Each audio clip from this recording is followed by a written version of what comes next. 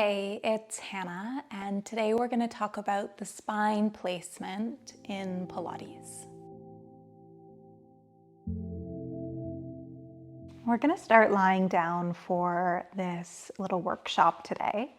Now, you can lie down with your knees bent or your legs long for now. We're going to start by focusing on our head and the neck. So ideally, when we're doing Pilates and we're lying down, we want our gaze to be directly in front of us. So you want to be looking at the ceiling right straight out in front of you. Now, for a lot of us, if you spend a lot of time at the computer or doing anything forward facing, you might find that you round your back a little bit, in which case you might find, I'm kind of exaggerating here, but you might find that your gaze is a little further back behind you. Now, if that is the case, this is going to get pretty uncomfortable pretty quick. So just tuck a folded blanket or a pillow under your head. Now, this might be a little bit high, but if I were to have a little bit of a rounded back here, it would be much more comfortable if I were to place a pillow behind my head so that I can keep my gaze straight up to the ceiling. Now, if you don't have rounded shoulders like that, you might find that you don't need any support under your head. So that was a really long way of saying just look straight up. Now let's focus on the kind of lower back here. So let's start by bending our knees. And take your hands, make a little triangle between your thumb and index fingers. Place your hands on your hip bones. So those bones that poke out a little bit, just at the front of the pelvis there. You can bring your index fingers towards your pubic bone. Now try a couple little cat-cows. So round your back, try to press your low back down into the mat. Then arch your back, tip your pelvis forward, and you'll create a little bit of space between your low back and the mat. Do that a few more times. So this is you tipping and tilting your pelvis, and it's affecting your low back. Now, imagine that I've got a glass of water balancing in that triangle. So while we're doing this, if I were to round my back and tip my pelvis, that water would spill right onto my abdomen.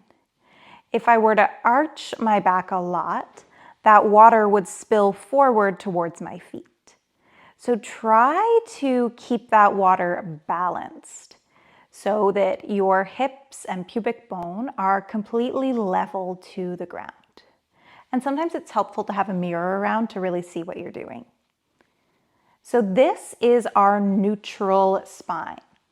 Naturally, the spine has some curves in it, and there is a little curve in your low back. It depends on the person how arched their back is. But generally, there's this little tiny space between your low back and the mat. So you can feel that often. Feel how the back of your hips is heavy and the back of your ribs are heavy, but there's no real weight going down through the low back. And this is what we call our neutral spine, that natural curve of the spine. And this is where we often want to work from. There is a whole class I just did on breathing in Pilates, so you can check that out to dive deeper into the breath. But this is often where we want to work from, that natural spine. And you want to try to keep your spine there as you do whatever leg movements you're doing. It's pretty challenging to keep your spine neutral as you round the upper back for any abdominal curls, but you can do your best to try to keep it quite neutral. And that's often really great if you've got back stuff going on, any pain in that area. Now, often teachers will tell you to imprint your spine. And that is where we pour that water onto ourselves, and press the low back into the ground. This tends to focus more on the rectus abdominis, your kind of six-pack muscles there, and less on the deep core, like you would in neutral. So it's up to you what you want to do. Often if you're rounding your back, it can be more comfortable, like rounding your back like you would in a crunch or something. It could be more comfortable to imprint your spine. But now you know the difference. Neutral, imprint. So you get to choose. Generally, neutral is better for people with back stuff going on and to find more stability. Sometimes if you're lifting the head and the upper body, rounding your back can be the way to go. So you know the difference, you know the benefits. Now you get to make the choice for yourself what you do. And you can test it out. See what moves feel like with the neutral spine, with your rounded back or imprinted spine, right? Find what you like, what works for you. And just one note, when we do that imprinted spine, you're gonna feel it a little bit more obviously than you'll feel your core more obviously than when you do that neutral. But neutral does tend to be a more considered like healthier movement for your spine. That was a lot of talking, but basically you know the difference. You can choose what you like and what you don't like and work from there. Now you know what a neutral spine is and what an imprinted spine is. Make the right choices for you. It's all trial and error.